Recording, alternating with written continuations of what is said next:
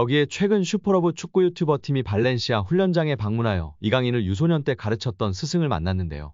이강인을 12세, 17세, 18세 때 가르쳤던 앙굴로 코치와 인터뷰한 내용이 화제가 되고 있습니다. 앙굴로 코치는 이강인은 항상 우상향으로 발전을 했어요. 12세 때 이미 또래들과 다르다는 것을 제 눈에는 보였어요. 나이에 비해 기술이 좋고 상대방을 쉽게 제치는 선수였어요. 그리고 나서 발전하며 진화했고 경험을 쌓아 성장하고 더 좋은 선수가 되었어요. 발렌시아 1군 선수감이라는 것을 의심한 적이 없어요. 이 아카데미 훈련장에서의 데뷔골과 환상적인 활약을 잊을 수가 없어요. 좋은 기억으로 남아있어요. 라며 극찬했습니다. 말 그대로 이강인 선수는 천재 선수란 게 맞는 말인 것 같습니다. 오죽하면 발렌시아 팀 내에서도 항상 나이가 2살 더 많은 형들 팀에서 경기를 항상 업해서 했으니까요. 거기다가 그것도 모자라서 전체 팀에서 유럽팀에서 스카웃하려고 난리법석을 떨었을 뿐 아니라 스페인 국대에서조차 외국인 선수를 영입하려고 국적이민을 시켜려고 했겠습니까? 말 그대로 스페인 축구를 씹어먹은 선수입니다.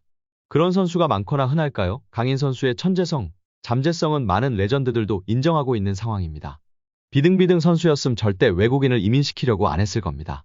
아마도 이강인만한 선수는 20년간은 나오기 힘들 것이라고 레전드들이 입을 모으고 있습니다. 손흥민 선수에 이어 세계 축구사에 또 한 번의 역사를 쓸 것으로 기대받고 있는 상황입니다. 예전에 이강인이 터치플레이 채널에서 고 유상철 감독님이랑 얘기한 게 있었는데 유럽 선수들은 기본기는 엉망인데 상대가 압박이 왔을 때 어떻게 대처하는 판단 능력이 빠르다고 하는데요. 왜냐면 스페인 유수는 어릴 때 경기를 많이 뛰고 경기력 위주로 훈련한다고 합니다. 그래서 유럽 스카우터들이 한국 선수들 평가할 때 기술이 좋고 빠르고 기본기도 훌륭한데 전술이의 능력이 떨어진다고 지적하기도 했었습니다. 강인이는 이를 갖추기 위해 외국에서 축구를 해야 한다고 강인이의 부모님들께 적극 권했다고 전해지고 있습니다. 강인이 같은 아이를 본 적이 없어서 방송 후에도 UBFC에서 따로 교육했었고 결국 10살 때 스페인행이 성사되면서 헤어지게 된 것입니다. U20 월드컵 4강 김은중 감독도 우리나라 선수들이 옛날보다 기본기, 개인 능력이 훨씬 앞서고 있으나 특별하지 않은 것은 특징이 없다. 전술이해도 게임 운영 능력과 더불어 개인적 특징이 강해야 한다고 발언하기도 했습니다. 이강인 선수는 스페인에서 게임 운영 능력, 전술이해도 등이 탁월했고 탈압박과 드리블이라는 개인 능력까지 좋아 앞으로가 더욱 기대되는 상황입니다. 최근 프랑스 현지에서 PSG 팬들이 가장 좋아하는 선수가 된 이강인은 자신의 기술을 파리에서 보여주고 있다. 라는 보도가 화제가 되고 있는데요. 이강인의 어떤 점이 강점인지 등을 면밀히 분석하였습니다. 파리 생제르맹 애널시스가 분석한 통계 기반의 강점 5가지를 전하고 있는데요. 첫 번째로는 이강인 선수의 멀티성입니다. 그 근거로 히트맵을 공개했는데요. 이강인 선수의 터치 히트맵이었습니다. 오른쪽, 왼쪽 가리지 않고 터치하였고 공수 양면에서 터치하는 등 다재다능함이 큰 장점 중 하나라고 소개하고 있습니다. 엘리케 감독도 이강인 선수의 장점에 대해 엄청난 재능인 것과 동시에 다재다능함을 장점으로 꼽았었습니다. 두 번째 장점으로는 역시 드리블을 꼽았습니다. 한국 선수 중 최고뿐 아니라 이미 세계 최고 레벨의 드리블러라고 평가받고 있는데요. 지난 시즌 유럽 5대 리그 통틀어 드리블 성공률 1위의 선수라는 것이 증명하고 있습니다. 지난 르하브르전에서도 양팀 통틀어 드리블 성공률 1위 선수가 이강인 선수였습니다. 이에 개인적으로는 중원 미드필더보다는 덴벨레 자리 혹은 왼쪽 윙 포워드로 뛰면서 더욱 공격적으로 패스를 뿌리고 드리블을 할 수 있는 위치에 섰으면 좋겠는데요. 이제 첫 시즌이 조금 더 지켜봐야 할 것 같습니다. 이번 보도에서도 흥미로운 내용이 있었는데요. 통계 기반으로 볼 때 이강인 선수는 왼쪽보다 오른쪽이 더 편안해 보인다. 드리블 성공률도 왼쪽보다는 오른쪽에서 더 나은 성공률을 보였다고 보도했습니다. 제시한 사진에 의하면 빨간색이 실패이고 초록색 점이 성공인데요. 오른쪽에 초록색 점이 많은 것을 알 수 있습니다. 세 번째 장점은 패스였습니다. 역시 이강인 선수의 장점 중 하나로 패스를 빼놓을 수가 없는데요. 다재다능함뿐 아니라 높은 축구 지능과 센스로 정확한 패스, 상황에 맞는 패스, 창조적인 패스 등이 이강인 선수의 가장 큰 장점 중 하나가 아닌가 싶습니다. 매체에서는 이강인은 자신의 기술을 상대방을 따돌리고 페널티 박스 안으로 패스를 넣기 위해 노력한다. 이러한 방식으로 게임에 관여하고 있다. 라고 평했습니다. 이어 매체는 이강인은 상대 페널티 박스에 90분당 3개의 패스를 뿌렸으며 파이널 서드엔 4.35개의 패스를 뿌리며 경기에 관여하였다. 특히 짧은 패스로 동료들과의 연계를 만드는 것은 큰 장점이라고 평가했습니다. 네 번째 장점으로는 강력한 슈팅을 꼽았습니다. 이강인은 AC 밀란전에서 벤치로 출발했으나 PSG에서의 멋진 첫 골을 기록했다. 그리고 홈에서 몽펠리에를 상대로 리그 첫 골까지 신고하였다.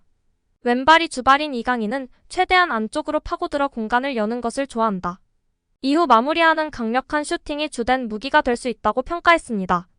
마지막 5번째로는 리커버리라고 평가했는데요. 이강인은 높은 압박과 그에 따르는 리커버리가 좋다고 평가받았습니다. 특히 상대방 진영에서 공을 빼앗은 후 위협적인 찬스를 만들 수 있다고 평했습니다. 이번 시즌 전방 압박 이후 리커버리 6회를 기록했으며 지난 시즌 이후부터 전방 압박 능력과 리커버리 횟수가 2배로 훌쩍 성장한 모습입니다. 지난 시즌 마요르카 시절부터 눈에 띄게 좋아지면서 스페인 축구 전문가나 축튜버들도 이때부터 이강인의 장점으로 수비 가담 능력을 꼽을 정도였습니다. 이렇게 매체는 다재다능함으로 인한 멀티 능력, 드리블, 슈팅, 패스, 여기에 리커버리 능력까지를 가장 장점으로 꼽았습니다. 프랑스 현지에서 통계 기반으로 5가지 장점을 꼽았고 보도했다는 것이 고무적인데요. 앞으로도 PSG의 핵심 자원이 될 수밖에 없을 것 같습니다. 매체가 다루지 않은 장점으로는 어떤 게 있을까요? 음바페의 움직임을 읽고 적재적소에 패스를 넣어줄 수 있는 유일한 선수인 이강인 선수라고 생각하는데요. 그만큼 축구 센스와 천재성, 축구 지능을 꼽고 싶습니다. 또한 많이들 이야기하시는 탈압박, 볼간수를 빼놓을 수 없을 것 같은데요. 우리 구독자 여러분들의 생각은 어떠신가요? 또한 가장 큰 장점은 무엇일까요? 스페인 매체에서 챔스 8강전에서 붙게 될 파리 생제르맹과 바르셀로나를 비교하며 바르셀로나 선수단이 더욱 한 수위라고 평가했는데요. 그 와중에 파리 생제르맹 선수 중에는 음바페와 이강인을 언급하며 이강인 선수의 위상을 다시금 확인할 수 있어 화제입니다. 특히 마요르카에서 환상적인 시즌을 보냈던 터라 스페인 언론에서는 이강인 선수에 대한 관심과 애정이 높은데요. 스타 선수들이 모여있는 파리에서 음바페와 더불어 이강인을 언급하며 팬들의 관심을 받고 있습니다. 다만 스페인 매체와 보도와는 달리 영국 트랜스퍼마켓에서의 선수단 가치 평가에서는 파리 생제르맹이 바르셀로나를 앞섰는데요. 그 소식은 잠시 후에 알아보도록 하겠습니다. 킬리안 음바페와 이강인을 언급했지만 FC 바르셀로나가 한 수 위라고 평가했습니다. 프랑스 매체 PSG 토크는 스페인 축구 전문가는 바르셀로나의 스쿼드가 파리 생제르맹보다 뛰어나다고 주장했다라고 전했습니다. 유럽축구연맹은 챔피언스리그 8강 대진 추첨을 진행했고 이강인의 파리와 스페인의 명가 바르셀로나가 맞붙게 되었습니다. 바르셀로나의 올 시즌은 불안하지만 챔피언스리그 5회 우승에 빛나는 전통 강호인 점은 달라지지 않는 사실입니다. 뛰어난 스트라이커를 보유한 두 팀인데요. PSG는 킬리안 음바페 6골을 앞세워 8강에 올랐고 바르셀로나는 비록 이번 시즌 주춤했지만 필요한 순간 마무리해줄 수 있는 로베르토 레반도프스키를 보유했습니다. 보도에 따르면 PSG와 바르셀로나에서 모두 활약했던 루도비크 지울리는 르파리지앵과 인터뷰에서 바르셀로나 선수단의 부상 문제로 PSG가 더 유리한 위치에서 경쟁할 수 있다고 주장했습니다. 이에 스페인 엘 치링기토의 호세 알바레스 호야 기자는 바르셀로나의 선수단이 더 좋다고 반박했습니다. 알바레스 기자는 PSG는 실제로 멋진 선수단을 보유했다. 킬리안 음바페, 마르코 아센시오, 이강인이 있다. 비티냐 역시 좋은 선수다라면서도 그러나 바르셀로나의 라인업이 PSG보다 훨씬 낫다라고 강조했습니다. 두 팀의 첫 대결은 오는 4월 11일 열리는데요. PSG는 홈파르크 대 프랭스로 먼저 바르셀로나를 불러들인 뒤 17일 스페인 바르셀로나로 떠나는 여정입니다.